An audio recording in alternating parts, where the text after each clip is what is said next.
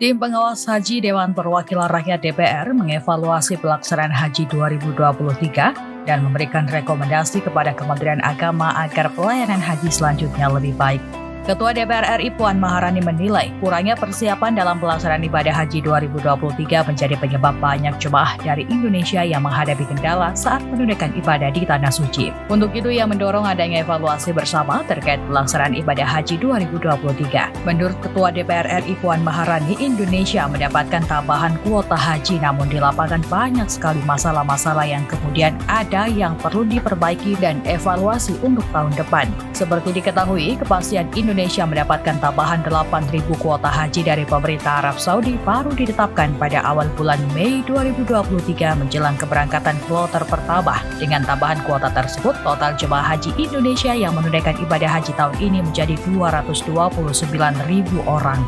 Jumlah 229.000 jemaah haji itu 2 kali lipat lebih banyak dari tahun sebelumnya. Indonesia tahun lalu hanya mendapat sebanyak 100.000 jemaah. Puan menilai waktu yang sempit membuat kurangnya persiapan yang berdampak terhadap pelayanan bagi jemaah haji Indonesia. Salah satu kendala yang ditemukan dalam pelaksanaan ibadah haji tahun 2023, yakni dalam hal sarana transportasi yang sempat menyebabkan ribuan jemaah dari Indonesia terlantar di Musdalifah. Keterlambatan jemputan itu membuat jemaah kelaparan dan kehausan di tengah cuaca terik. Selain soal transportasi, permasalahan tenda yang over kapasitas di Mina juga menjadi catatan dalam pelaksanaan ibadah haji 2023. Sejumlah hal dituding menjadi penyebab tenda di Mina mengalami over kapasitas. Selain kurangnya pelayanan dari Masarik sebagai pengelola layanan ibadah haji dari Arab Saudi, selama jemaah berada di Arafah, Musdalifah, dan Mina, faktor yang menjadi penyebab jemaah haji tidur di luar tenda adalah karena keberadaan jemaah yang menggunakan visa non-haji. Adapun jemaah yang menggunakan visa non-haji seharusnya tidak boleh menggunakan fasilitas bagi jemaah haji.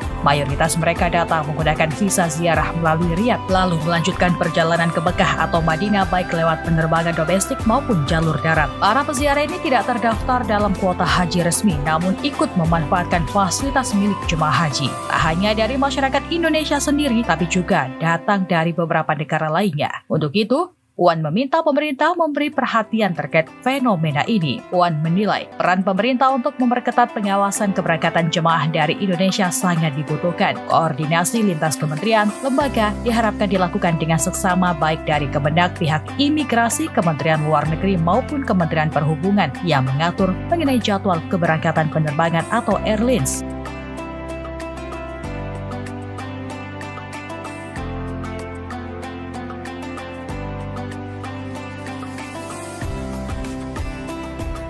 Tim TV 9